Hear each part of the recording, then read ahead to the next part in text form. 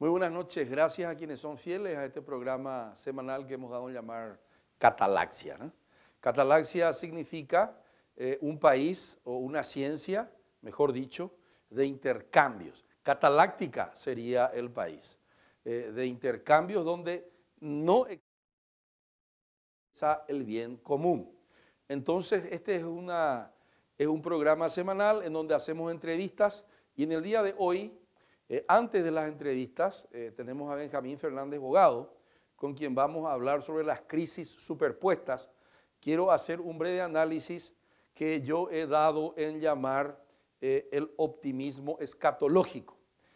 Antes del plato fuerte, que es realmente conversar con Gonzalo Chalo Garay, panelista habitual, y con Benjamín Fernández Bogado, sobre este momento de crisis superpuestas alrededor del mundo. Y comencemos hablando sobre cuáles son esas crisis superpuestas, que después conversaremos con mayor profundidad, y que hacen a este escenario de optimismo escatológico.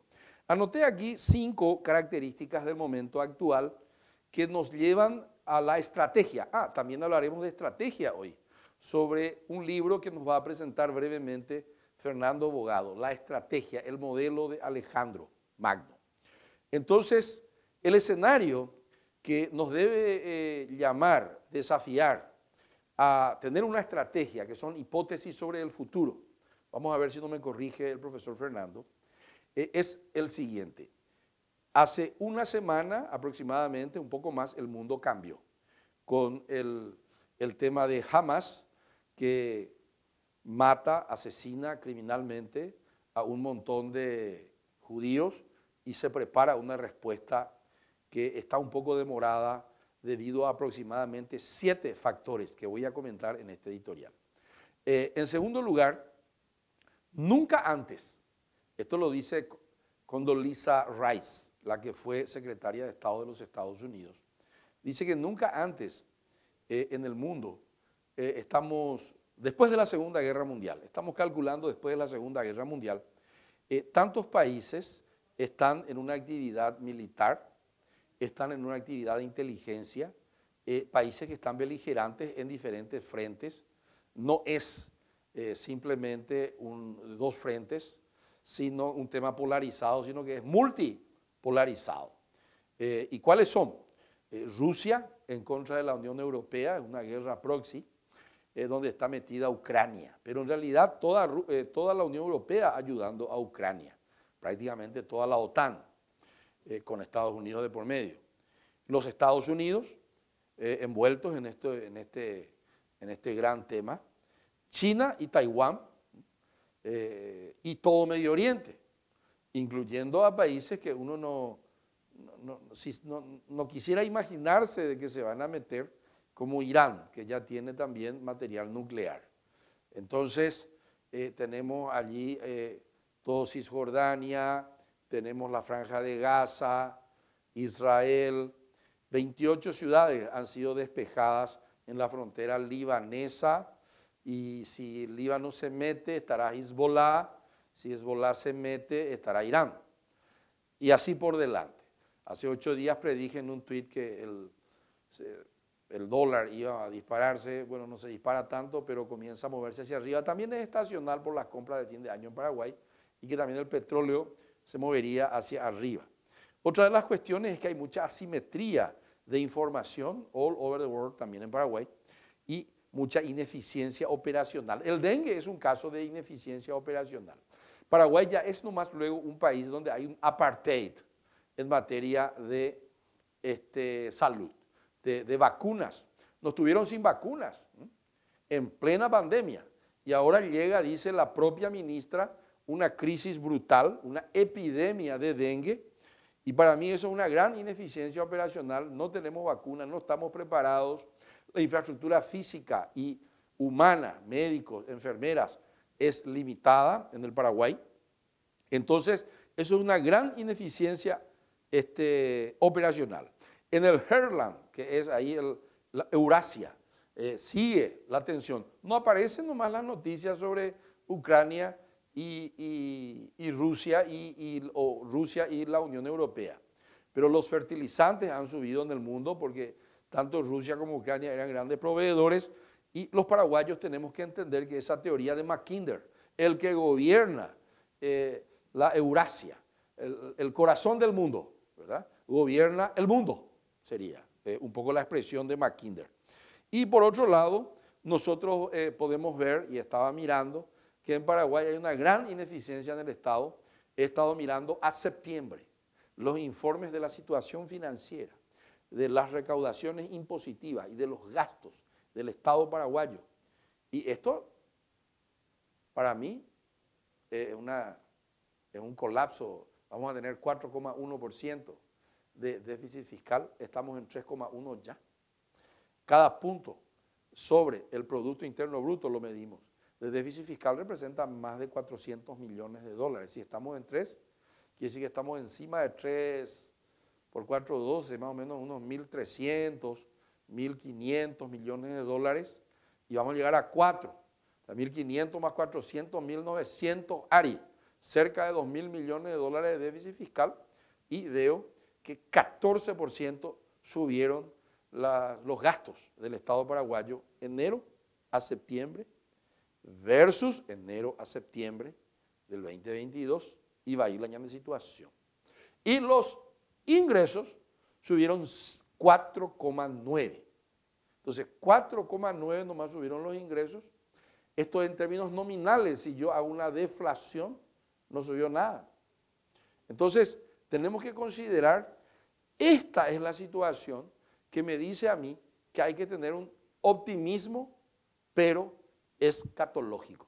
No hagan el zapping, sino que permanezcan en este canal, que en breve tendremos unos 10 a 12 minutos de explicación. Y bueno, ¿cuáles son las hipótesis sobre el futuro entonces? ¿Cómo harían grandes líderes como Alejandro Magno en una situación como la actual? Para luego entrar en el gran tema con Benjamín y con Chalo, que son las crisis superpuestas.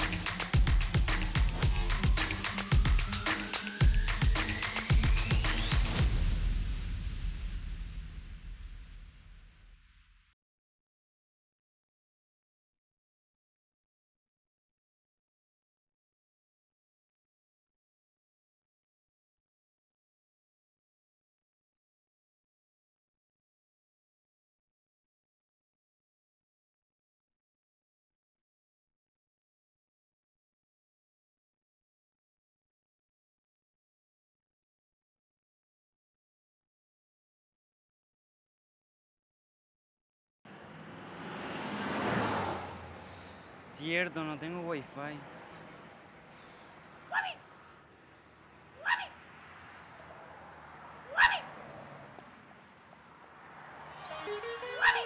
Sin conexión Café, ahora con el pack WhatsApp ATR estás a 1000 y de estar siempre conectado. ¿Qué? 24 horas de WhatsApp por 1000 guaraníes. ATR loco, WhatsApp siempre conectado por 1000 y en todos lados. Personal Flow, conectate conmigo. Conexión total. Grandes beneficios en Farma Oliva con Banco Continental. Todos los martes, pagando con las tarjetas de crédito Continental, en todas las sucursales de Farma Oliva tenés 35% de ahorro, más 3 cuotas, sin intereses. Beneficio sujeto al límite de compra. Más información en bancontinental.com.py. Continental, inspirados en la grandeza paraguaya.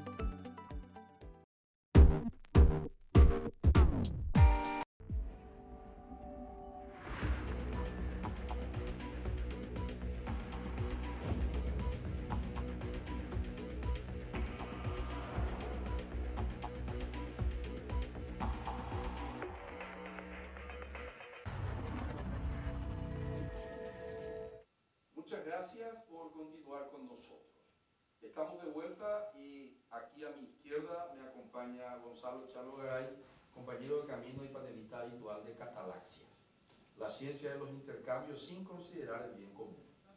Y hoy también hemos invitado a Benjamín Fernández Bogado, que llega cargado de nuevas ideas de los Estados Unidos. Él nos va a contar qué se puede hacer. Para entrar en calor, como el tema es crisis superpuestas, nosotros, o a mí por lo menos me gustaría rememorar cuáles son las internas.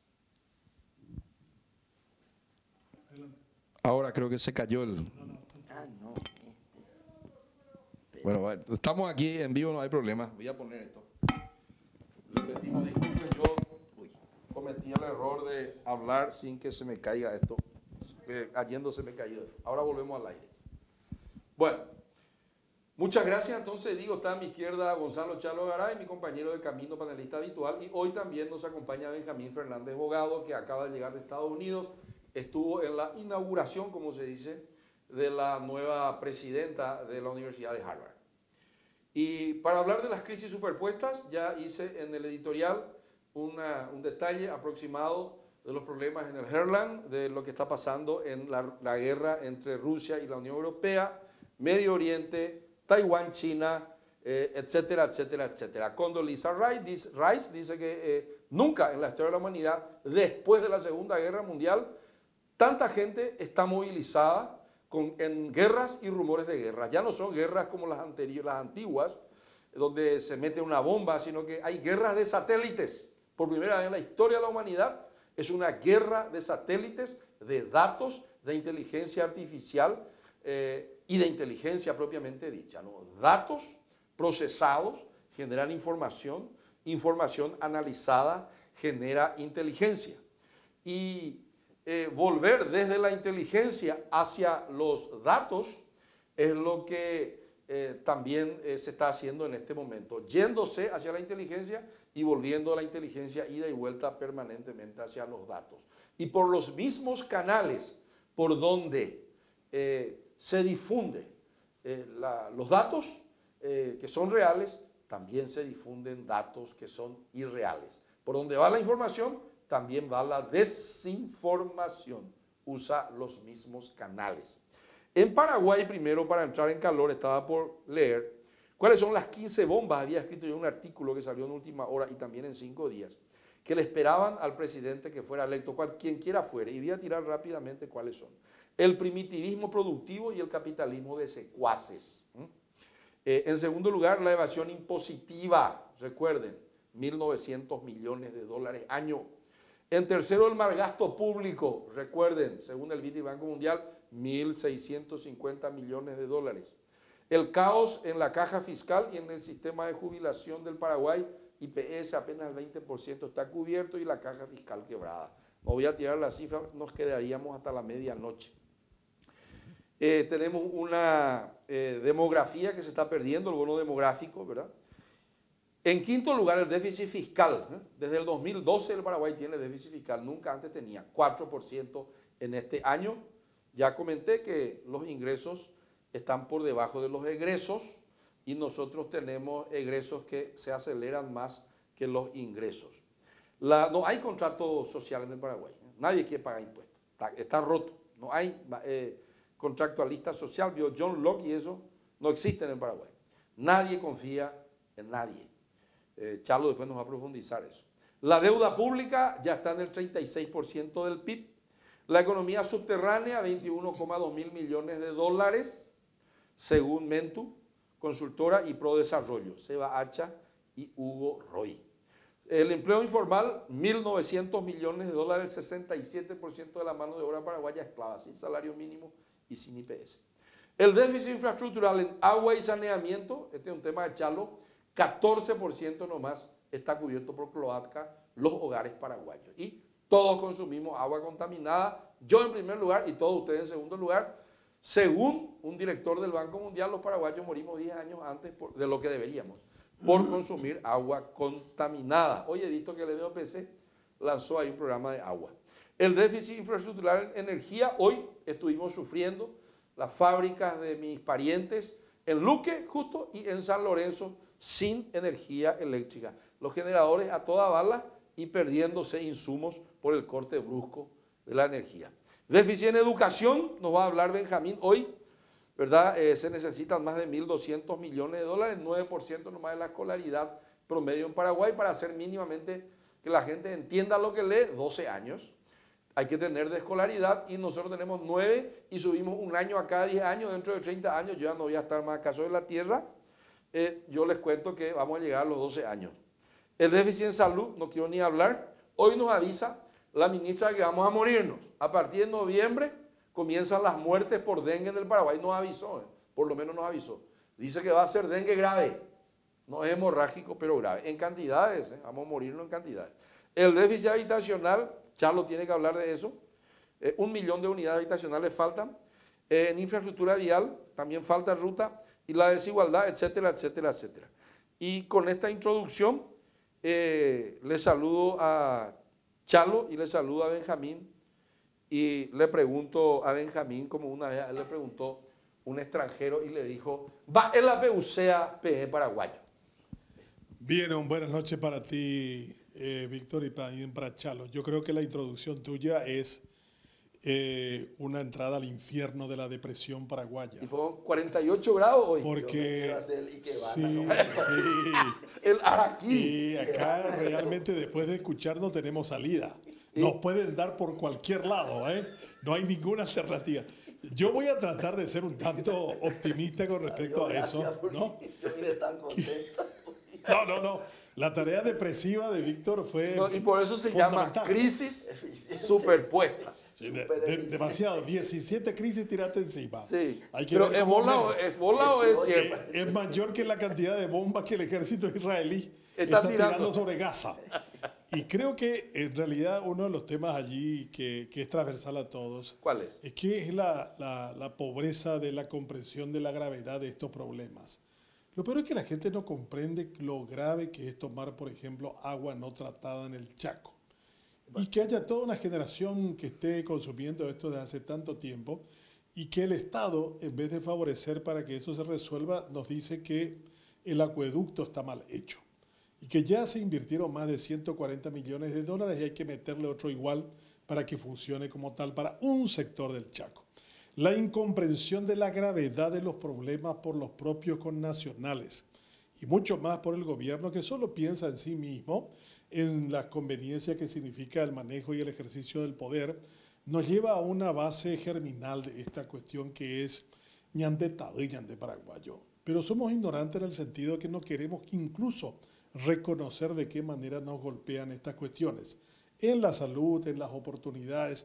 Imagínense ustedes que hoy un grupo de seccionaleros de Estados Unidos, que ya fueron porque no tenían opciones económicas en el país, hacen una carta donde repiten 7 veces líder, defendiendo a Horacio Cartes del acoso que ha recibido de parte de la justicia colombiana, que también creen que este Estados Unidos es el que se encuentra por detrás. Ellos viven en Estados Unidos, pero sin embargo fustigan al gobierno que los recibió por estar persiguiendo al líder del partido, que es justamente el que hizo que tuvieran que marcharse del Paraguay a vivir a como sea. Y al día siguiente aparece una nota de agradecimiento de la esposa del presidente seccional porque se hizo una apoyada para permitirle su tratamiento del cáncer en los Estados Unidos, que arrojó la friolera suma de $2.200. Entonces yo creo que la incomprensión de la gravedad de estas cosas, adentro y afuera, de paraguayos que no comprenden, otro lado para allá, es lo que nos ha privado para mí de un relato, de una narrativa, de un destino mejor. Yo creo que nadie en el Paraguay, fuera del azar, está esperando que algo grave pase en el país para que cambien las condiciones económicas y sociales. Ya la política se ha apartado de la búsqueda del bien común, ya está pensando en otro tipo de cuestiones y lo asume directamente. Entre aquellos que dicen nosotros vinimos acá para robar y aquellos que vienen para divertirse como Chaqueñito y otros más, ahí se debate la gran política nacional. Y en el medio hay una senadora que se encarga de hormonizar cada vez que toca la oportunidad de debatir algo, con lo que se pierde aproximadamente 1/3 del debate en la Cámara Alta. En definitiva, estamos mal porque no tenemos conciencia de lo que significa estar bien. Charlo. Bien, buenas noches. En primer lugar, un gusto estar nuevamente aquí. Un gusto, Benjamín. Aparte del Ikebana, al cual me ha inspirado, yo relaciono lo que dice Benjamín con algo que vos mencionaste, capital social.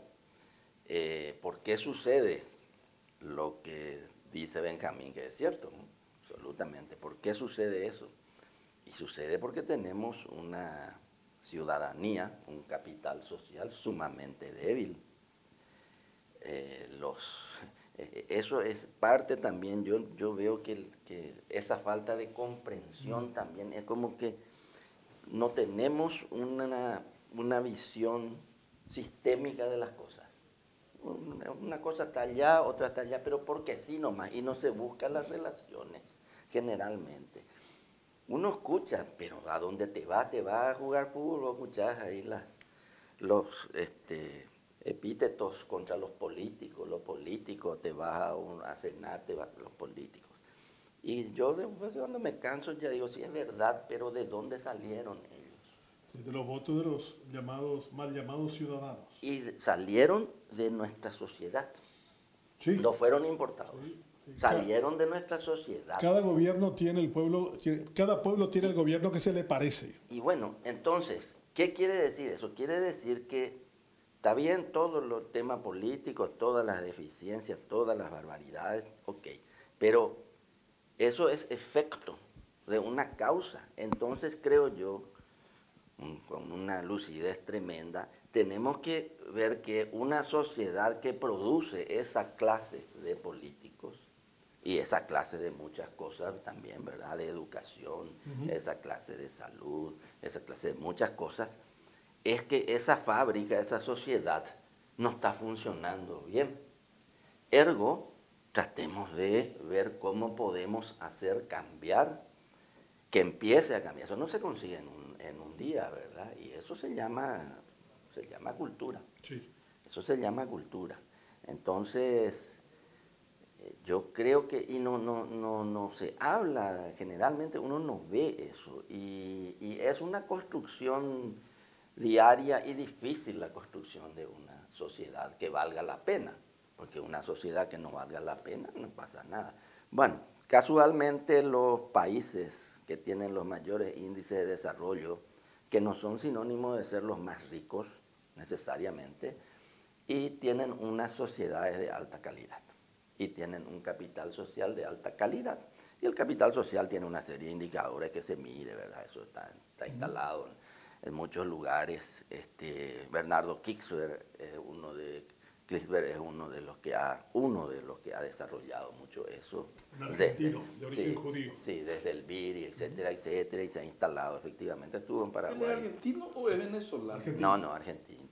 Argentino. Entonces creo yo que tratemos de ir a las causas de los problemas, y una de las causas es nuestra sociedad que no está bien. Klinsberg reconoce en una parte de un texto de que el 93% de la pobreza es monoparental y no ha concluido el segundo grado de formación mínima. Aquí el Ministerio de Educación hace una aseveración tremenda cuando dice que el 80% de sus alumnos de sexto grado no comprenden lo que leen. Y en muchas escuelas de Asunción y Gran Asunción hay gente que no sabe leer ni sabe escribir y pasa de grado para estar bien con las estadísticas. O sea, nos estamos mintiendo también a nosotros mismos desde las estructuras administrativas del propio ministerio.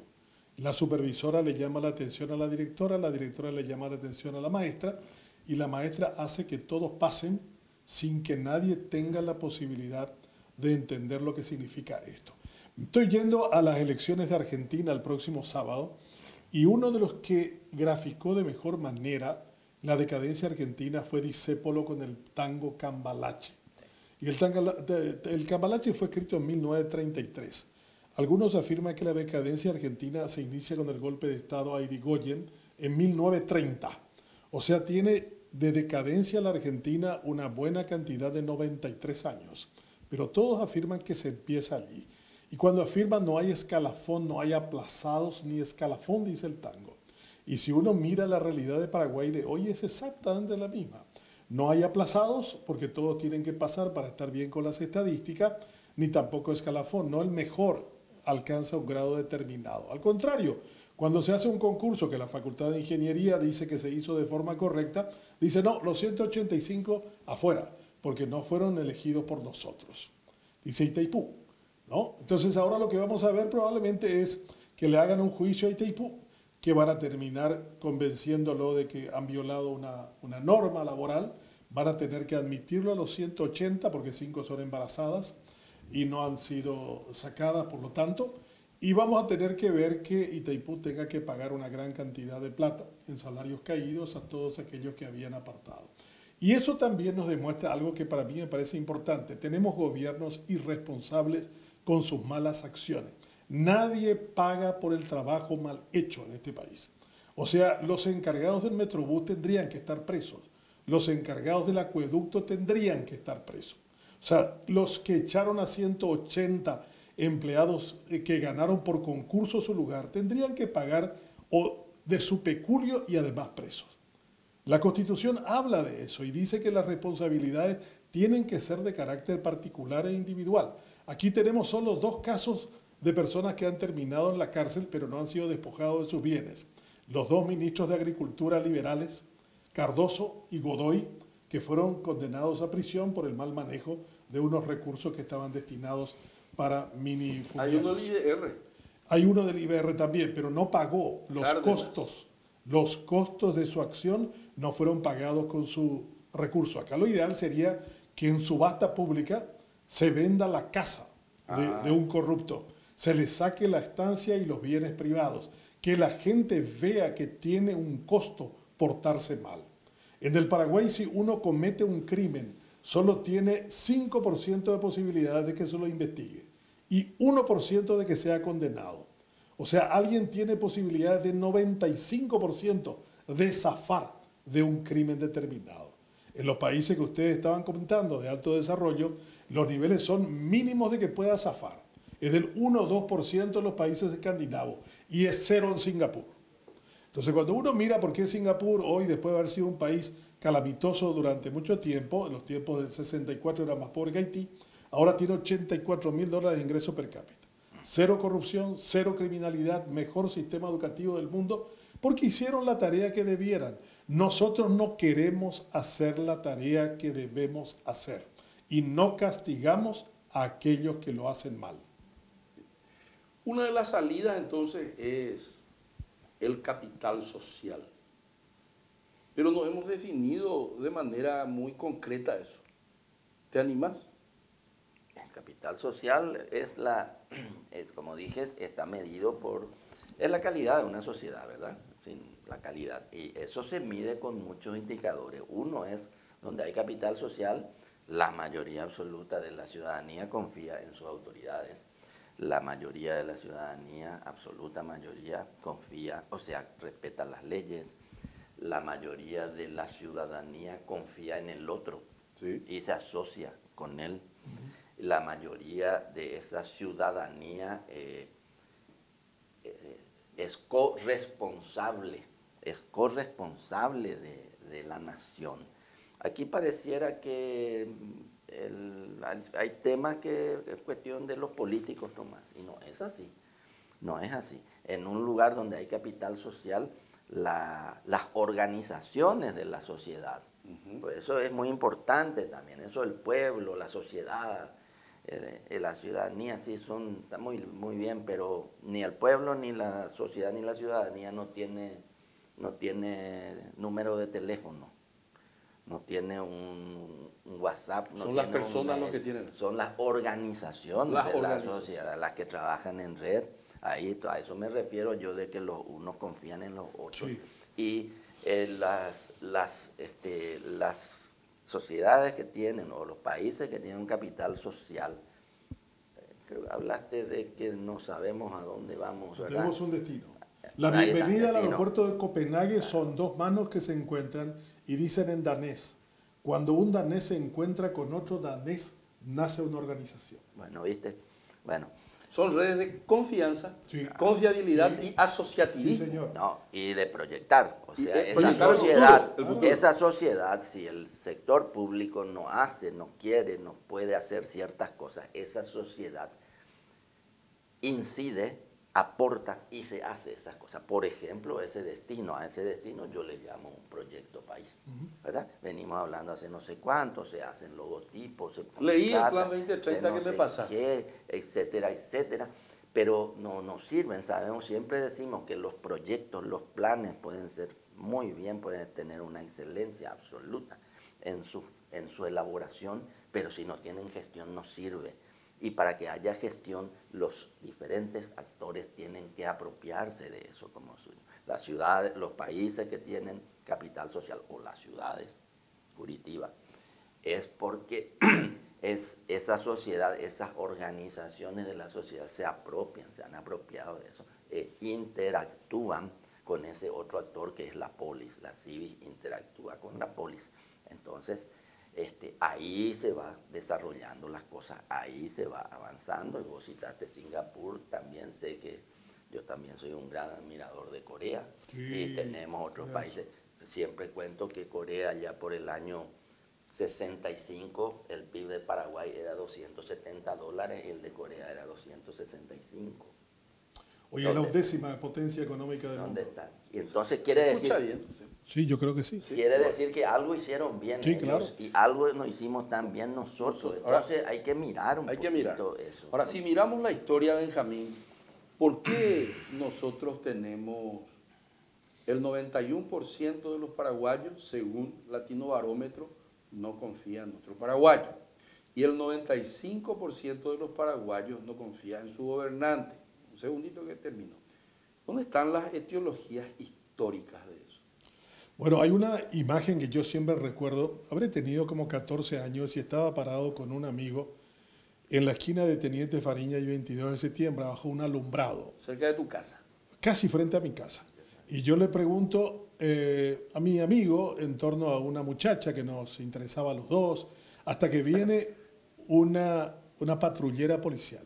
Y me dice, ¿qué están haciendo? Conversando, digo yo, dispérsense. Fue la orden.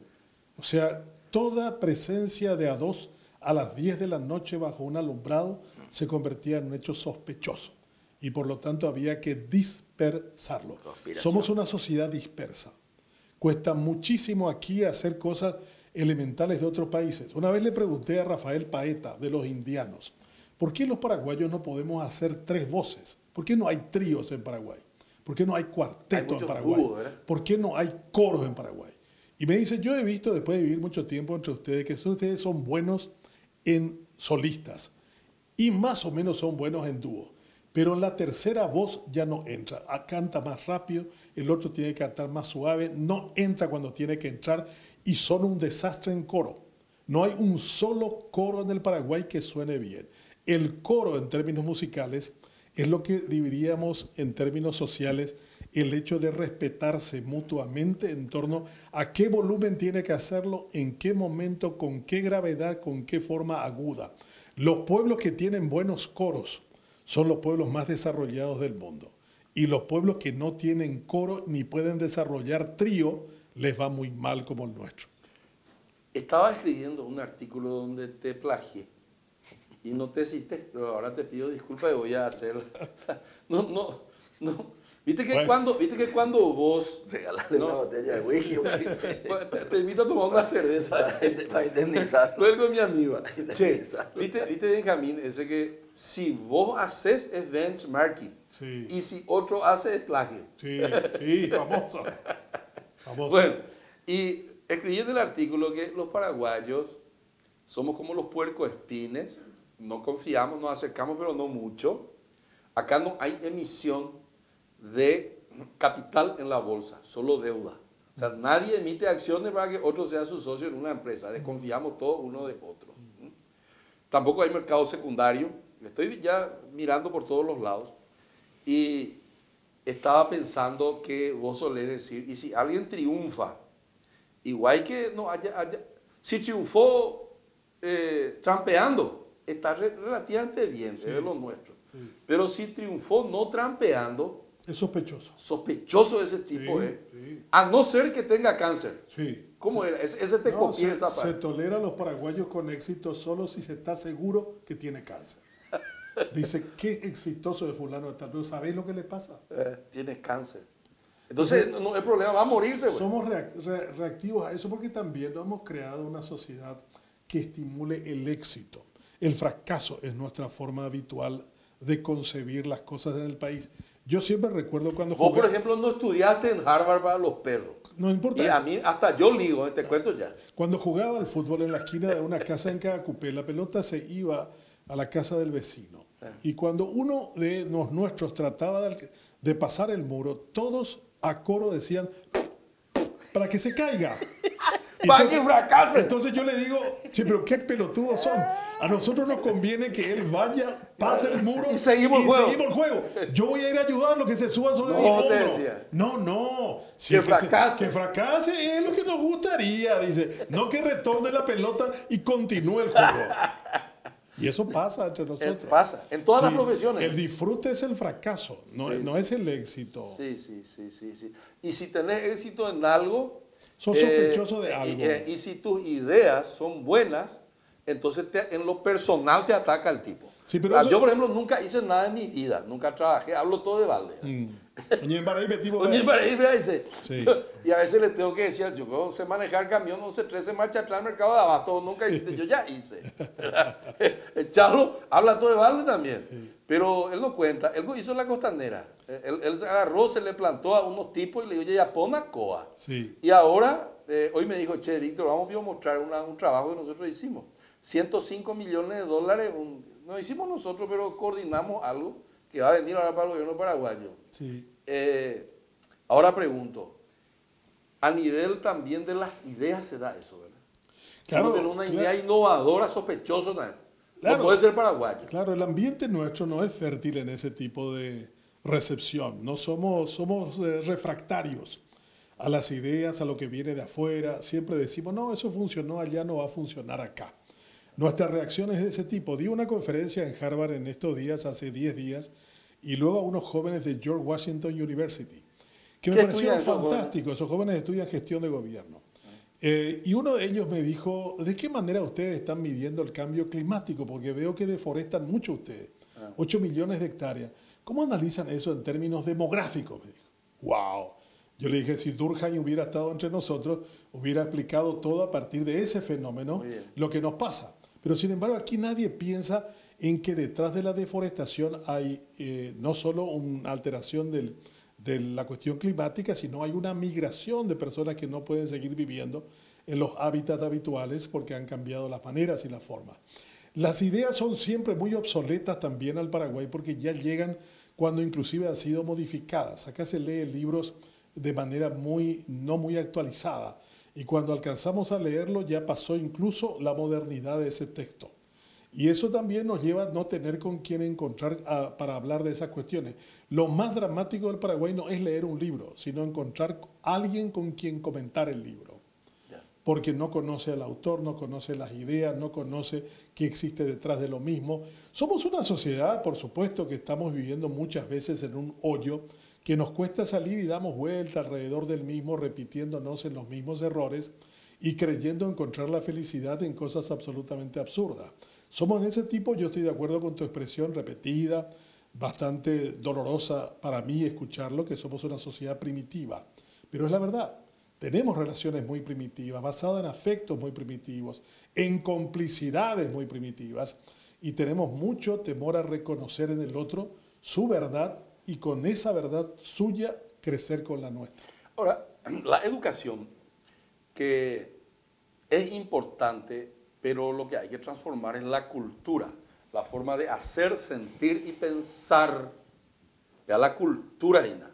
Y la educación, bueno, importante, verás, se te transmiten conocimientos, investigás, etcétera, etcétera, haces extensión universitaria, la reforma de Córdoba, ya estoy hablando a nivel universitario, pero más abajo, me estabas diciendo la otra vez, Benjamín, que los padres paraguayos están contentos con que su hijo no tenga comprensión lectora, Y ahora, en vez de mejorar Baldor, Shakespeare y Warren Buffett, inversión, hablar inglés, manejar las matemáticas, viene una guerra santa. ¿Cómo es ese tema de la guerra santa? No, eso es una tontería que en el Paraguay está perdiendo su tiempo, así como la hormonización del Senado en esos debates absolutamente bizantinos e irrelevantes.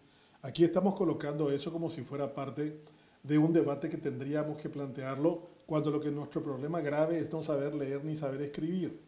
Ese es nuestro problema fundamental, no la otra cuestión acerca de si van a terminar volviendo homosexuales a nuestros niños por parte de una conspiración que viene de algún lugar ignoto con unos personajes singulares. Ese no es el tema central del problema educativo paraguayo. Y en eso no estamos trabajando los paraguayos. Estamos perdiendo el tiempo como en Bizancio, en cuestiones irrelevantes, intrascendentes, que pueden terminar con nosotros como país. Y la cuestión educativa es la base de la cultura, Víctor. La educación tiene 4 misiones fundamentales. Uno, hacer que conozcas y a partir de que conozcas, busque conocer más. Ser, que es el conocimiento de tu integridad. Hacer, que es la tarea de llevar adelante con el conocimiento que tenés. Y el cuarto es convivir. Hacer, ser, conocer y convivir son las 4 realidades centrales de la cuestión educativa. Lo que tendríamos que preguntarnos a lo largo de este tiempo es cuál de esas 4 cosas hicimos bien. Cuando vemos ciudadanos sin integridad, quiere decir que fracasamos en el ser. Cuando dijimos de que vamos a conocer más en función de lo que aprendemos, nos damos cuenta de que solo el 5% de los que iniciaron el kinder van a la universidad. Y de ese 5% solo se gradúa el 10%. Y muchos de ellos no tienen ningún valor el título porque un presidente sale y les dice, no, los títulos no valen acá, no te hagan del guapito, acá lo que vale es la cuestión de la afiliación al Partido Colorado. Y el convivir, del que ya hablamos en la intervención anterior, eso no lo tenemos porque tenemos diferencias absolutamente irrelevantes en nuestras relaciones de carácter personal. Sí, pero ¿qué va a decir él si él tal o cual cosa? El de desacreditar al otro es una especie de pasión nacional, que tiene que ver mucho con lo que ya nos enseñó Barret cuando vino acá a Paraguay. Él dijo, Paraguay es un país hermoso pero duro, donde unos pocos tienen suerte, la gran mayoría no. Y un país que heredó de España 2 de sus peores defectos, la envidia y la inveterada tradición de expulsar a sus mejores hijos. Y yo creo que Barret en 1904 describió el Paraguay que sigue siendo tan vigente y tan actual entre nosotros más de 100 años después. ¿Cómo se refleja eso, Chalo, en la conformación de uno de los procesos más importantes por los cuales está pasando el Paraguay? La urbanización y el crecimiento de la población. ¿Cómo todo eso que son cuestiones aparentemente no cognitivas, que son cuestiones así emotivas, ¿no? Del ethos, del pathos, que es la forma de emocionarse. ¿Cómo eso se ve después en las ciudades, en su contextura física? Bien, ese casiaicismo, pero yo no me quiero regodear en el casiaicismo. Hay muchas cosas que hay en el Paraguay. Ese casiaicismo, por supuesto que se traduce también al campo del territorio, ¿verdad? Territorio, Civis, polis, urbis, siempre digo, claro. El territorio, la parte física de todo esto. Y ese territorio es urbano y es rural, ¿verdad? O urbano, periurbano, rural. Y realmente es un caos. Realmente nosotros, basta mirar Gran Asunción, los desplazamientos, el tráfico, la congestión, la falta de un transporte público adecuado, la falta de temas como densificar las ciudades para no seguir extendiendo, se sigue viendo que hacer un puente en el Chaco sobre unos humedales o una obra de progreso. Así me pegaron a mí, a otros, porque dijimos, no, pero hay que pensar bien el puente, el segundo puente. En 500 años hicimos 2 puentes, vamos a pensar bien el segundo. Dónde tiene que estar y que tenga un valor estratégico. Y si yo voy a caer en un humedal, tengo que prever lo que va a pasar ahí. ¿Qué pasó ahí? Ahí se creó una nueva municipalidad. Y ahí, hasta donde yo sé, y que me corrijan por favor, yo no conozco ningún plan de ordenamiento de esos lugares donde no es que vos no podés hacer nada. podés hacer cosas, pero tienen que estar bien hechas y podés hacer ciertas cosas y otras cosas no podés hacer, ¿verdad? Y también tiene que haber una retribución de parte del Estado en ese tipo de cuestiones, porque aquí el Estado tiene unas grandes políticas, hablaste de la deforestación, pero la política del Estado es confiscatoria. Sí. Sacaron una ley, vos no podés tocar, pero el de al lado tocó todito.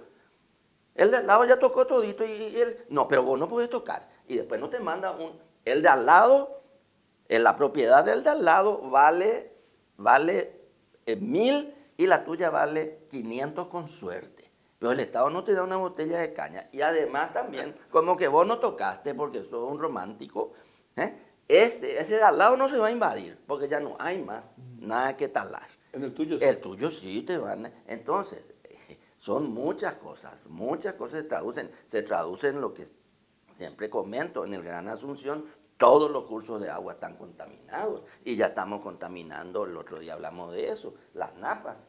Estamos contaminando el acuífero Guaraní por los pozos ciegos y vos dijiste el porcentaje de sistema de cloacal bajísimo y plantas de tratamiento se puede contar. Asunción no tiene ni una todavía. ¿No? Se están construyendo, a Dios gracias, 2.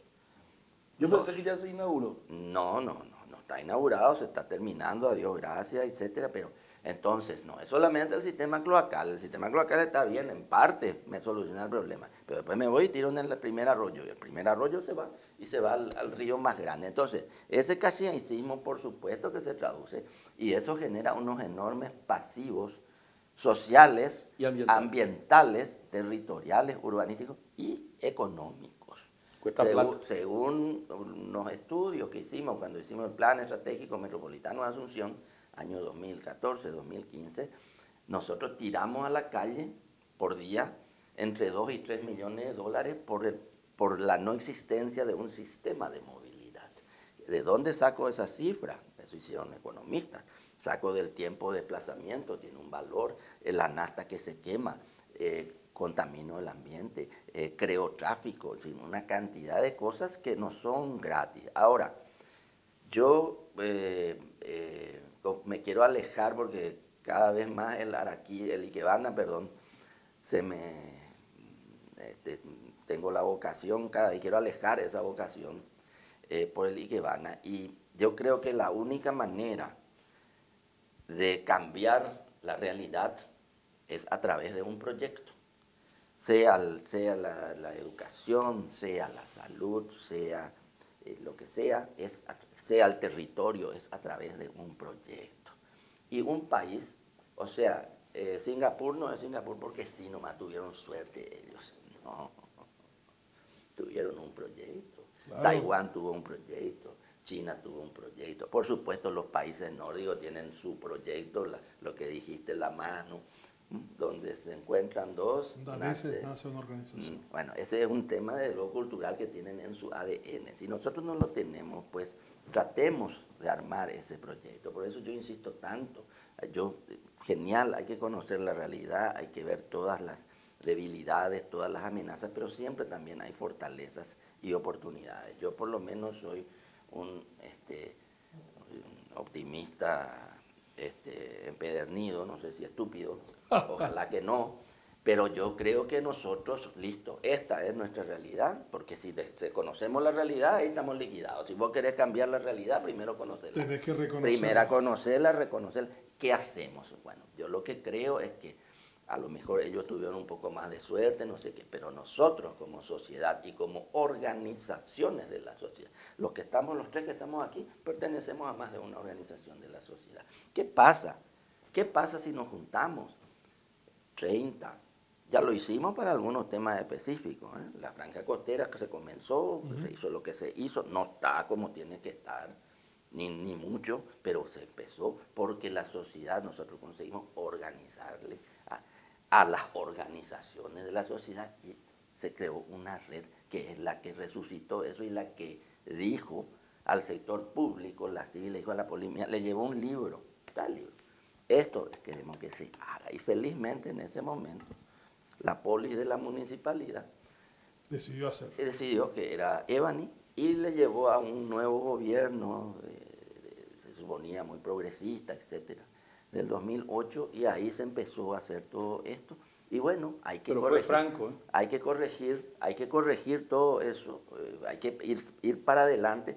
Pero digo, ¿qué pasa si no son 30, son 40, 50, 60, 80, 120, 150 organizaciones las que se juntan y le dicen al sector público, le dicen, ¿saben qué? Queremos un proyecto. Y hay más de una iniciativa, queremos un proyecto. Queremos un proyecto. Fuera de los partidos políticos. No, con ellos. Con ellos. No, somos una república. No, con ellos. Somos un Estado de ellos no van a derecho. contaminar? Somos un Estado. No, te pueden contaminar. Pero si te contaminaron es porque algo estuvo mal. Pero iniciar ese proceso de participación, acuerdos, compromisos. Tenemos 180 problemas para el Ikebana, 300 también. Vamos a tomar 3. ¿Cuáles son los 3? Primero vamos a tomar los 3 y vamos a ponernos de acuerdo. Entonces, y si no te hace caso, por ejemplo, el Poder Ejecutivo, y andate al Poder Legislativo. Y si no te hacen caso, y tenés que organizarte y tenés que incidir, como sí ha sucedido algunos temas como la reelección, como algunas cosas así, en base a la movilización ciertas movilizaciones, ¿verdad? Quizá esto es mucho más ordenado, mucho más estructurado, mucho más educado, ¿verdad? Pero se puede, yo estoy convencido que se puede. Es la Civis con la polis con la Civis. ¿Qué decís, Javier? Bueno, estoy de acuerdo. Yo creo que para concluir nuestra aseveración, Falta todavía uno. Luego de lo que nos planteaste introductoriamente, que parecía como muy pesimista, muy negativo, a mí me parece que la urgencia de la realidad va a terminar por transformarnos de manera inclusive contraria a nuestra decisión de no cambiar nada. O sea, la brutalidad de la realidad. La realidad va a ser tan cruda, tan violenta, tan directa, que vamos a tener que vernos obligados a cambiar. Paraguay es una sociedad salvajemente conservadora. No es conservadora, es salvajemente conservadora. Por ejemplo, es capaz de elegir a los mismos de siempre, que son los culpables de su pobreza, de su falta de oportunidades, de su migración hacia el exterior, de su maltrato en hospitales, de su falta de conocimientos en escuelas. Cuando eso nos pase la factura, cuando todo eso nos demuestre de que no es suficiente la empleabilidad en el crimen, que el clan Rotela, el PCC y los demás ya no tienen tanta gente a la que pudieran ocupar en una tarea, entre comillas, productiva, yo creo que allí volveremos a rescatar algo de nuestra vergüenza como país. Y estaremos diciendo, bueno, señores, esto no puede continuar de esta manera y estamos obligados a buscar cambios de fondo. Y allí yo creo que hay un peligro siempre en sociedades desarregladas como las nuestras, América Latina quiero decir, es que te aparezca un demagogo, te parezca un populista, te aparezca alguien que te diga, mira, esto nos sirve, hay que tirarlos al mazo a todos. Eso está pasando en la Argentina, que es un país un poco más preparado y con más cultura que nosotros, donde hay un Milei que puede ser presidente de ese país. Y acá tuvo Paraguayo Cuba con 750.000, 692.000 votos y con unos legisladores que ni ellos mismos pensaban que podían ser electos y que ahora se creen legisladores y con capacidad para quedarse en tal lugar. Yo creo que inclusive fue bueno que apareciera eso ahora, para que en la siguiente oportunidad electoral tengamos que decir, vamos a buscar gente seria, gente que motive a la gente y no aquellos que en el extremo están tratando de denostar contra todo aquello que parezca forma organizada, pero que finalmente hunda al país en el descrédito. Vamos a tener los 5 años más complicados para la democracia paraguaya desde el golpe de Estado del 89. Este va a ser el peor periodo para la democracia, porque la cantidad de conflictos que van a ser pospuestos porque no hay una oposición que canalice. La ventaja de la oposición es que no solo le marca el paso a un gobierno, sino al mismo tiempo le permite contrastar con la realidad aquello que ellos no se están queriendo ver porque tienen mayoría. Esta mayoría legislativa es lo peor que le pudo pasar al Partido Colorado. Van a pelearse y van a contradecirse entre ellos de manera tan gravosa sin tener ningún árbitro opositor que pueda surgir como alternativa. Y esto puede terminar en una implosión con graves costos para el país en términos de gobernabilidad y de democracia. Decía Gonzalo Quintana que si vos le preguntás a él, ¿cuál es el peor presidente de Paraguay? Ustedes saben que él respondía, El actual seguro. no, No. el próximo. Sí, sí, también. Él decía, Puede venir. acordate de mí que el próximo Sí. va a ser el peor, decía. Yo estoy seguro que si ahora se paga una encuesta Eh, a 60 días del gobierno de Peña, Peña debe tener un índice de popularidad menor del 30%. ¿En serio? Sí, señor. ¿Qué decís, Charlo?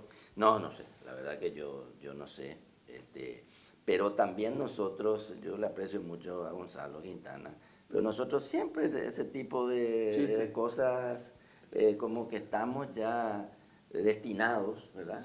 Sí, Ya ahora estamos destinados a que el próximo sea peor. Peor. Yo no quiero. Con Y lo eso cual tampoco. va instalando con el chiste. con lo cual se con el- mantiene el mismo partido está- del gobierno. yo no quiero, no, yo no quiero que el próximo sea votando peor. por el status quo. Yo no quiero que el próximo Sí, sea sí, peor, yo lo que digo es lo que sostengo, está, que tiene que haber una, eso que vos estás diciendo tiene que darse, para mí esa reacción no da más, bueno, eso puede terminar muy mal, ¿verdad? Que no Puede es terminar. deseable para nadie. Yo lo que deseo es que la sociedad acuerde con el sector político, las organizaciones de la sociedad, que acordemos una hoja de ruta y que comencemos por 3 puntos, 5 puntos, ¿verdad? Y entonces eso va a ir generando, eso va generando una manera, una cultura, una confianza y algunos éxitos que nos permiten pasar a los siguientes 5 y etcétera, etcétera. Eso es lo que a mí me enseñaron y eso es lo que Ojalá. eso Ojalá es lo que que te yo calmas. he visto y eso no sale solo, ¿eh? No es de generación espontánea, eso no sale solo. Claro, claro. Nos falta a nosotros creer de que hay una genética evolutiva positiva de la sociedad. Yo creo que podemos evolucionar, pero una genética social evolutiva positiva. Yo suelo predicar mucho sobre el primitivismo productivo, pero también sobre el capitalismo de secuaces. Y hay un tercer elemento. Yo también voy a poner mi dosis de optimismo, por más de que sea escatológico, así como está el mundo, ¿verdad? Pero la economía del conocimiento es la nueva vanguardia productiva. Así como en la época de nuestros abuelos era la agricultura. Todo el Estado repartía asadas en los años 1930. Después la industrialización. Llegó la industrialización Bahía al Paraguay. La calle General Santos, ya lo debe conocer mejor que yo, eran las industrias de los años 30, 40, 50, 60. El tren llegaba hasta esa zona que hoy son los barrios Las Mercedes, Jara. Bueno.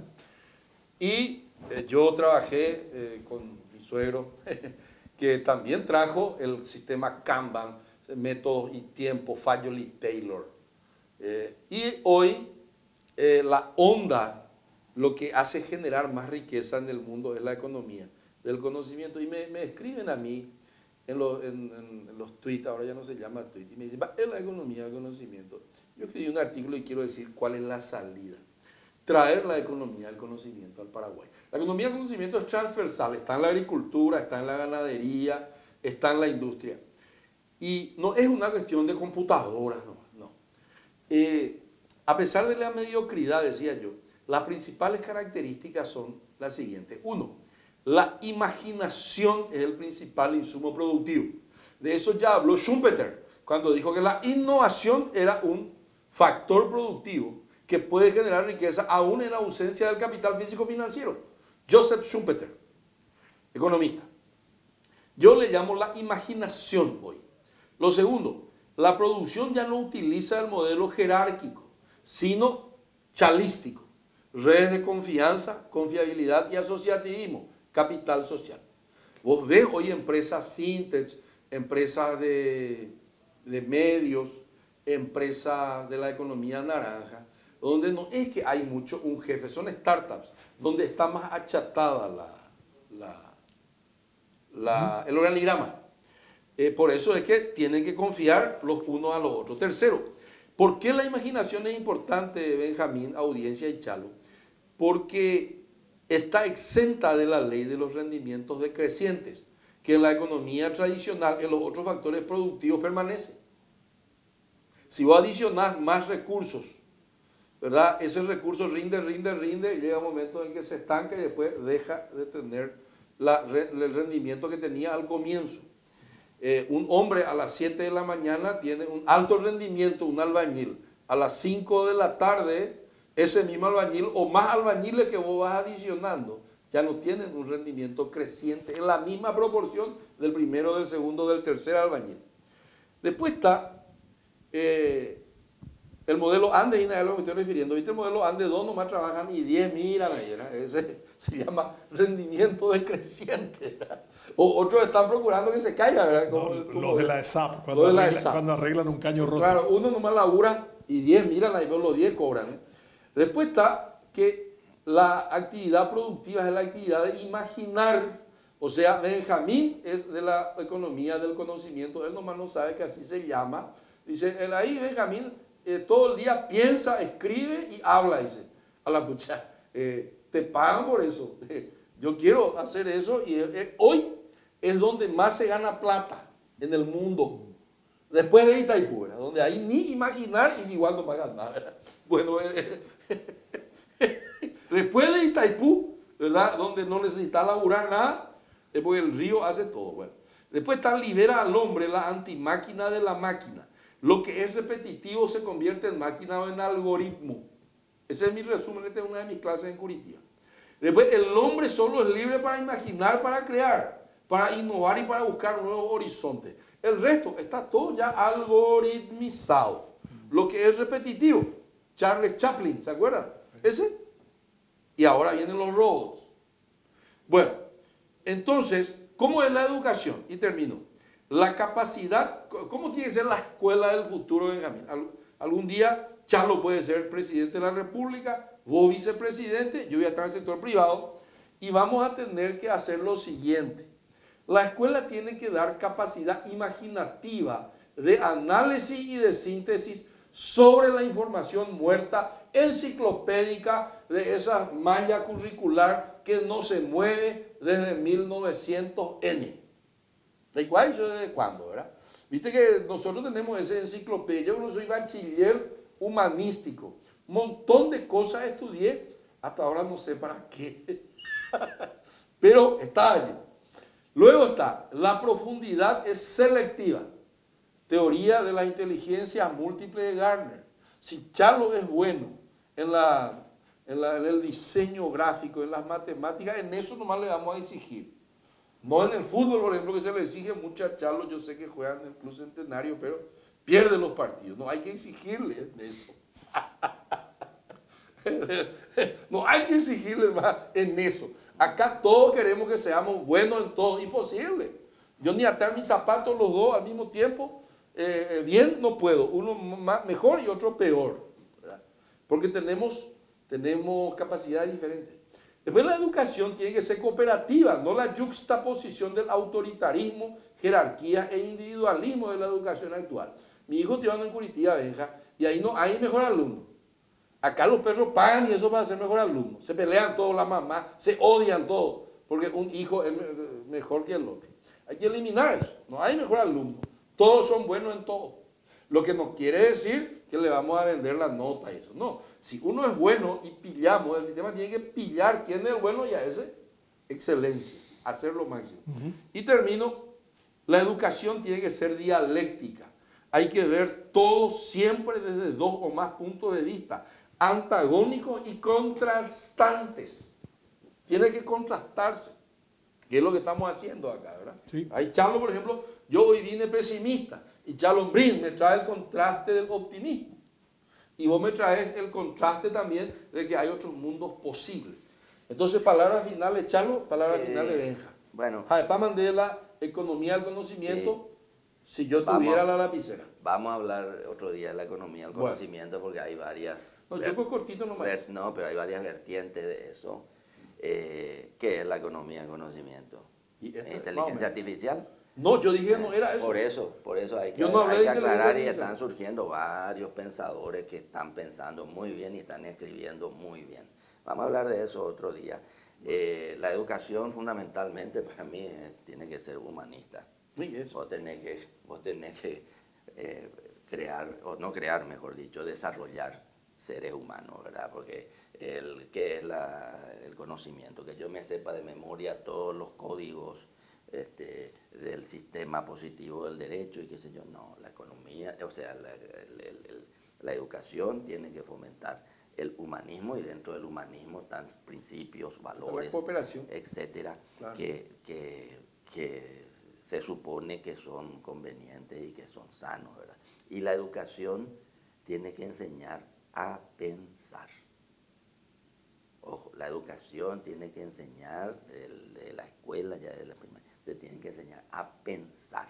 No es tirarte conocimiento, o sea, información. Sí, sí. Información no es lo mismo que conocimiento. No es lo mismo. Entonces, no nos olvidemos de esas dos cosas, humanismo y enseñar a pensar.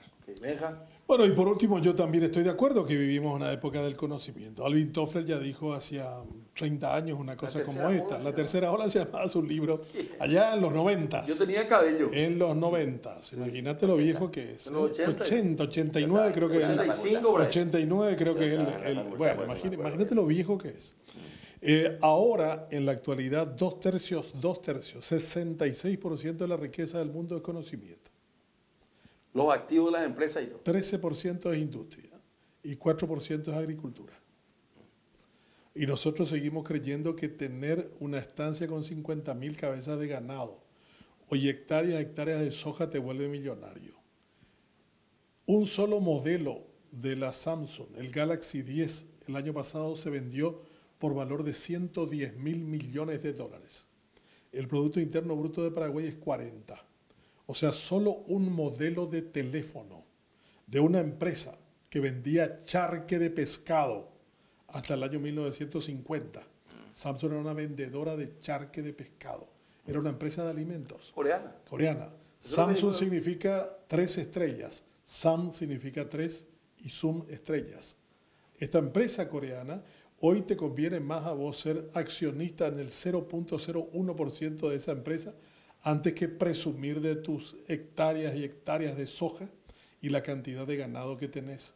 Un contenedor completo de soja a la China vale menos que un chip que está instalado en el Galaxy 10, que cuesta $1.400 el teléfono celular. Entonces, si $500 la tonelada. Si no entendemos ahora, 800, si no entendemos esas cosas, no vamos a cambiar. Pero nosotros nos resistimos a eso. Decimos, no voy a usar nomás el conocimiento en forma de teléfono celular para el virorey, no para utilizarlo como un valor que agregue capacidades a lo que ya tenés vos como recurso determinado. Y al contrario, hoy esa tecnología del conocimiento, entre comillas, que hubiera sido una plataforma extraordinariamente innovadora para el Paraguay, nos ha hecho perder, por ejemplo, la capacidad de interactuación con el otro, porque redujo nuestra capacidad de verbalización, de conversación, de intercambio. Hoy un joven paraguayo usa 200 palabras de un español de 100.000 términos. Mínimo. 200 palabras usa. O sea, por supuesto, cuando llega el momento de tener que hacer un examen para ingresar a la universidad, el colador más grande de todas nuestras facultades es redacción castellana. Entonces, lo que tendría que haber facilitado algo, sin embargo, nos ha empobrecido notablemente. En el Paraguay se lee 25 páginas de un libro por año, por habitante. ¿El promedio? Sí, 25 páginas. ¿Tenés que levantar vos el promedio entonces? Entonces yo estoy levantando. La cuestión es fundamental en eso. Entonces, para concluir, yo creo que lo que nos cuesta bastante es entender estos cambios, su dinámica, su orientación, porque no tenemos conciencia ni del valor de lo que significa la educación, el valor de la palabra, la fuerza asociativa y la narrativa de un destino. Excelente. Para finalizar, quiero decir que para eso necesitamos revalorizar la versión positiva de nuestro pasado, para tener una visión optimista de nuestro futuro. Muchísimas gracias, no hagan zapping, que tenemos unos 15 minutos finales sobre lo que el próximo paso. Y ahora, ¿qué es lo que vamos a hacer? La estrategia, según Alejandro Magno. Muchísimas gracias, no hagan zapping, ya volvemos.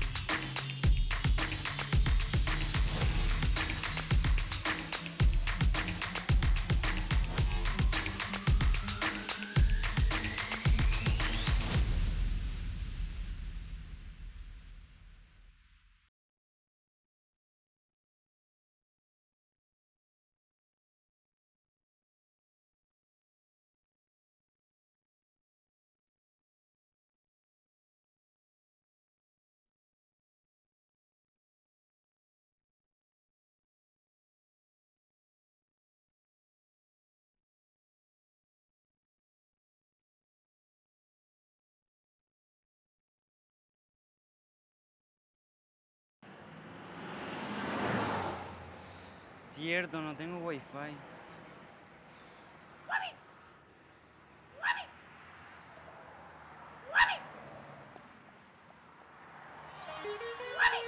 Sin conexión Café, ahora con el pack WhatsApp ATR estás a 1000 y de estar siempre conectado. ¿Qué? 24 horas de WhatsApp por 1000 guaraníes.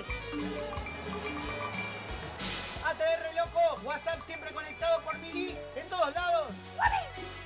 Personal Flow, conectate conmigo. Conexión total.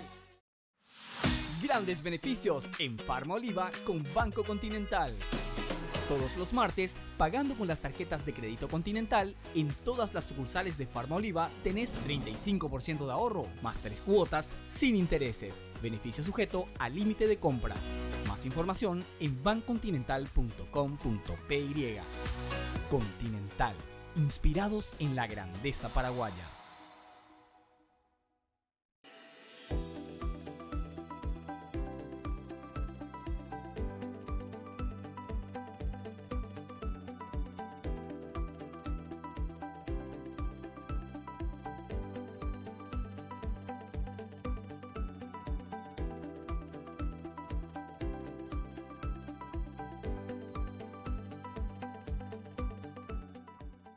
Nosotros las yuyeras tenemos para todos los gustos. A algunos les gusta el mentaí, a otros les gusta el agrial. Acuetereí, perayo que peñemos en nivel. El famoso menta boldo, ¿verdad? El capicedrón. A muchos les gusta con el mentaí y yo le preparo con curupí menta limón. Para los que nunca cambian, curupí tradicional. Curupí me regaló este puesto acá para estar cerca de los clientes. Hoy somos más de 50 yuyeras que contamos con nuestro carrito curupí.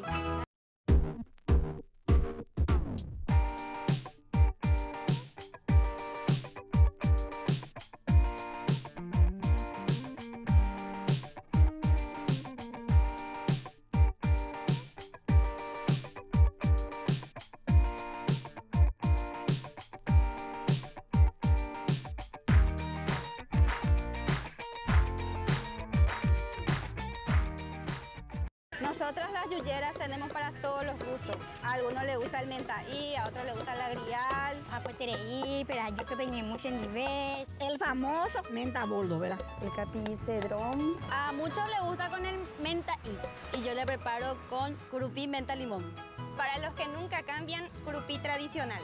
Curupí me regaló este puesto acá para estar cerca de los clientes. Hoy somos más de 50 yuyeras que contamos con nuestro carrito curupí. Gracias, curupí.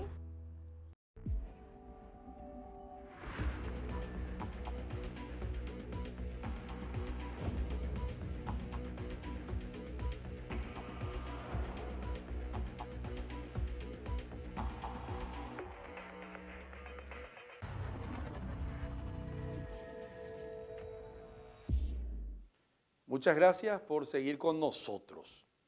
Y en la parte final tenemos un broche de oro realmente, vale oro lo que vamos a hablar ahora. El libro que vamos a presentar se llama Estrategia, el conocimiento secreto de Alejandro Magno, los principios enseñados al mayor estratega de todos los tiempos que te guiarán al verdadero éxito. Escribió un paraguayo exitoso que, número 1, bestseller en México en la categoría empresas y también en historia. ¿Y dónde? En Amazon. O sea, no es moco de pavo esto que estoy acá leyendo. Y dice el libro, este libro puede, acá la contratapa dice, puede cambiar tu forma de pensar y por lo tanto tu destino. Lo escribió Manuel Bogado, aplausos para él, un paraguayo exitoso que está fuera del país. Y él nos presenta un estratega, yo voy a leer y quiero aprender. Yo ya tengo mi estratega, pero lo que dice acá, tengo uno de los estrategas a quienes sigo, tiene mucha característica, tiene mucha relación, ¿verdad? Característica con lo que dice acá. Dice, cambia tu forma de pensar y tu destino. Y acá Leo dice, no vivan según los criterios de hoy o del tiempo presente o de este mundo. Y dice este señor, dice, al contrario, cambien su manera de pensar. Para que cambie su manera de vivir y conozcan cuál es la voluntad del Creador, que es una voluntad buena, agradable y perfecta. No puede ser buena sin ser perfecta, no puede ser agradable sin ser buena, tiene que ser los tres en uno, como un combo. Y para hablar de esto, este a mí me impactó, escribió, a ver, te tomo examen, ¿quién escribió esto? Pablo. Pablo. Sí. Pablo es nuestro estratega, capo el tipo. Sí, sí, sí. Era un desbravador en portugués. Sí, sí, desbravador. sí, sí, sí. Trajo una mentalidad bien. Una mentalidad totalmente diferente. Pablo, este de Tarso. De Tarso. De Tarso. Sí, sí. Él escribió este y él es mi estratega favorito. Le leo siempre los devocionales que hago todos los días lento, ¿verdad?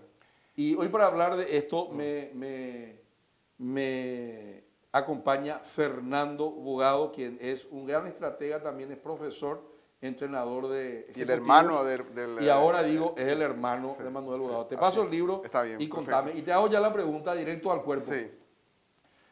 Te escuché en uno de tus mensajes que me pasaste o que pasaste por allí. Nadie tiene la más pálida idea de lo que es estrategia. Hay mucho papo furado allí.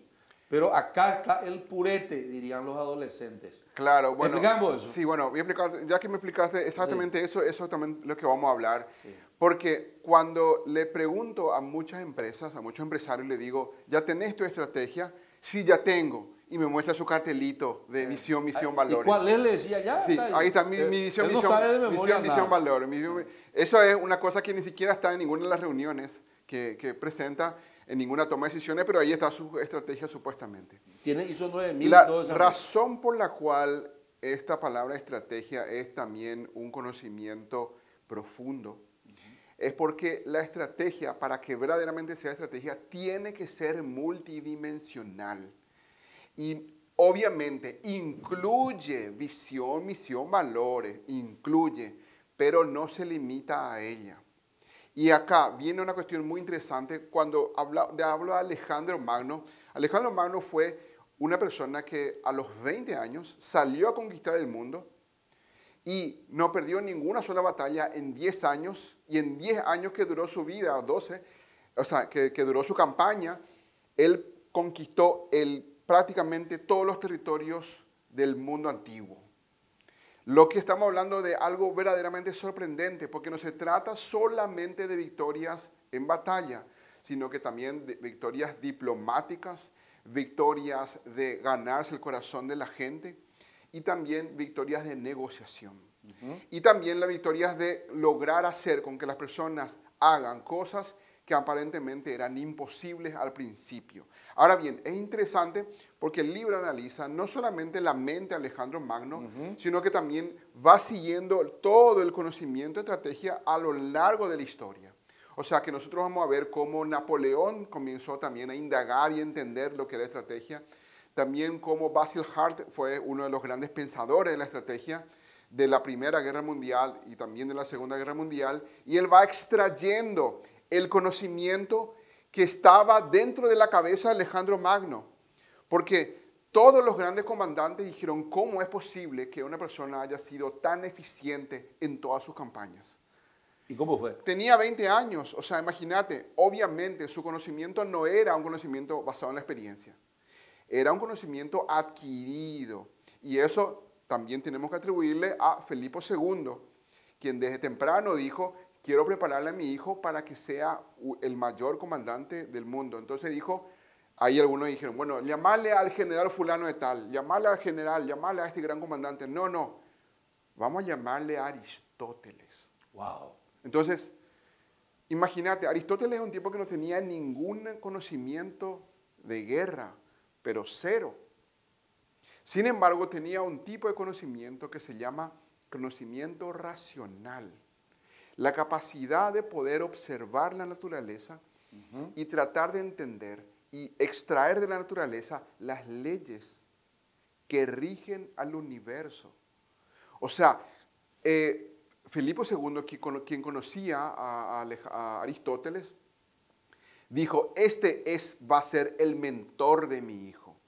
Y fue él el que le dio gran parte del conocimiento a Alejandro Magno, quien fue su alumno más destacado. Tanto es así que si Alejandro Magno no hubiera hecho todo lo que hizo, no hubiera sido conocido ni Sócrates, ni Platón, ni Aristóteles. ¿Por qué? Porque Alejandro Magno fue lo que helenizó el mundo entero. Es más, gran parte de todo el mundo comenzó a hablar griego gracias a él. Y es más, el Evangelio no se pudo haber esparcido si no fuera que Alejandro Magno hubiera helenizado todo, porque el Evangelio se escribió en griego, Mateo, Lucas, Juan, todas las epístolas de Mateo, Marcos, Lucas y Juan. Todos escribieron en griego, o sea que básicamente él configuró el mundo para que también se pudieran esparcir las ideas. Porque gracias a él también lo que hubo fue, y acá viene uno de los secretos de Alejandro Magno, era un tipo que sabía aprender. Era un tipo consagrado al aprendizaje continuo. No era la clase de persona que decía, no, esta es mi manera de pensar, no, esta es la manera griega de hacer las cosas. Porque también habían otros griegos que decían, mira, cuando nosotros nos vamos a un lugar, vamos a conquistar y vamos a imponer nuestra manera de pensar. Porque nuestra manera de pensar es la correcta y la de estos son unos bárbaros. Sin embargo, Alejandro Magno no era lo que él pensaba. Él decía, no, nosotros tenemos una parte de sabiduría, tenemos una gran luz, tenemos un conocimiento valioso, pero no significa que los demás no lo tengan. Así que donde nosotros nos vayamos, vamos a dar lo mejor de Grecia y vamos a tomar también la sabiduría de los pueblos al cual no estamos llegando. Entonces, ¿qué pasaba? Al llegar, muchas de las personas decían, Alejandro Magno va a querer imponer su manera de pensar. Sin embargo, no, él se daba cuenta de que era un tipo que escuchaba. No solamente escuchaba, sino que adoptaba sabiduría de a donde venía. O sea, él iba a Egipto y ahí él se presentaba con todas las formas de Egipto. Tanto es así que en Egipto le tomaron como uno de los suyos, como hijo de Amón. ¿Por qué? Porque por la actitud de Alejandro Magno. Por la actitud. O sea, imagínate que si viniera Alejandro Magno a Paraguay y no conquistara, lo primero que él iba a hacer era peregrinar hasta Acupé, rendirle culto a la Virgen y se ganaba el corazón de la gente. Y luego él iba a decir, quiero que me traigan a todas las personas más entendidas de Paraguay y que vengan a hablarme. Quiero escucharle, quiero que vengan a instruirme, quiero aprender de ellos. Obviamente le iban a traer a todas las personas más importantes que habían en ese momento en Paraguay y iba a decir, bueno, voy a aprender de Alejandro Magno. Alejandro Magno estaba listo para escuchar y aprender. Ese es uno de los secretos de Alejandro Magno. Ahora bien, escuchar y aprender. A escuchar y aprender. No una mente fija, sino una mente en progreso. Progreso, progreso, progreso. Y ahí está gran parte de lo que este libro que se llama El conocimiento secreto de Alejandro Magno, no puede un niño de 20 años, porque es un niño de 20 años, tener tanta sabiduría de su propia experiencia. Imposible. La sabiduría que él tenía era aprendizaje transmitida, puro. Se Era le la transmitió. capacidad de poder decir, yo no sé, como decía Sócrates, yo solo sé que no sé nada. ¿Por qué era conocido como el mayor sabio de la historia? Porque tenía la mentalidad de saber de que tenía que seguir aprendiendo y tenía que seguir conociendo, y así es como la ciencia avanza. Y ese es el conocimiento secreto de Alejandro Magno, la capacidad de poder ir aprendiendo en cada cosa. Ahora bien, en el libro nosotros vamos a ver cómo el autor va mostrando cómo el pensamiento, que era conocido como el pensamiento esotérico, ¿sí? Tanto es así que Alejandro Magno le reclama a Aristóteles diciendo, ¿cómo ahora vos estás enseñando algo que para nosotros era un conocimiento secreto, esotérico? Entonces, porque Alejandro Magno dijo, mira, yo prefiero y yo me glorío en los conocimientos que tengo, más en ellos que en todas las conquistas que logré. Ya. Imagínate, el tipo logró conquistar el mundo entero y se le gloriaba más de sus conocimientos esotéricos, de estrategia, que de las conquistas que había logrado. ¿Por qué? Porque era celoso. Y él decía del conocimiento que había adquirido. Porque ese era el secreto de ser una persona eficiente. Imagínate que no tuvo ninguna derrota. Y gran parte de sus campañas, él estaba en desventaja. Gran parte de su campaña. Imagínate nomás que en el caso de la batalla de Gaugamela eran 50.000 contra 500.000. 10-1. Sí, y eso eran las estimaciones más bajas, porque Herodoto, otro historiador, decía que el ejército de Persia era de 1.000.000. Aunque algunos historiadores dicen, no, es demasiado. vamos nomás a bajar a 500.000, pero lo que sí se sabía con certeza es que Alejandro Magno sí o sí tenía un ejército de 47.000, para ser más específico. 47.000. Y él cuando en la batalla de Gaugamela, él estaba durmiendo a la mañana, cuando era para empezar la batalla.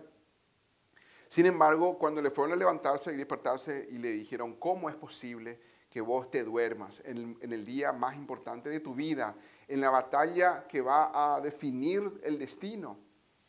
Y ahora bien, él dijo algo genial, dijo, ¿acaso no sabés que nosotros ya ganamos esta batalla?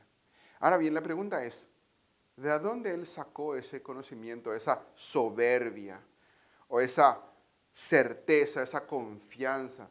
Y la respuesta está en que tiempo después, tiempo antes de esa batalla, él se había ido a Siwa, que es un oráculo donde las personas consultaban con los dioses y entraban en contacto con ese mundo esotérico espiritual donde también recibían un tipo de conocimiento que no era el conocimiento común de la gente. Y en eso también se explora mucho de lo que se llama el conocimiento. Lo que también decía Nabucodonosor, hay un gobierno mayor que el que está en la tierra.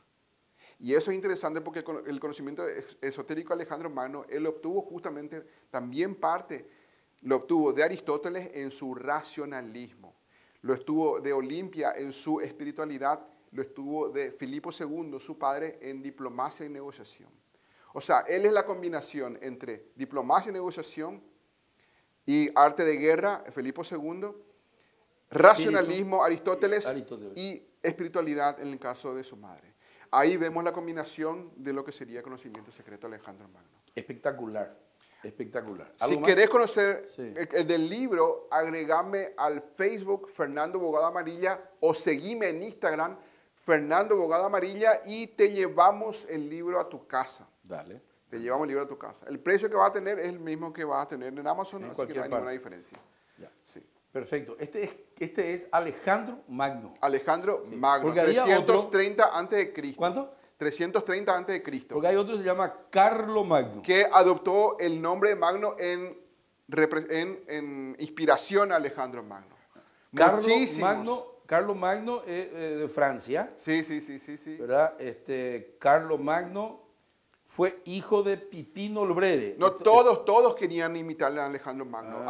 César decía, él se cruzaba con la estatua de Alejandro Magno y lloraba, diciendo, ¿cómo este tipo a los 30 años ya conquistó el mundo entero y yo a los 50 todavía no llegué a hacer nada? Carlo Magno es el hijo de Pipino el Breve, y Pipino el Breve es hijo de Carolus Martel. Sí, claro. Ahora, Alejandro Magno en este caso es. Alejandro Magno.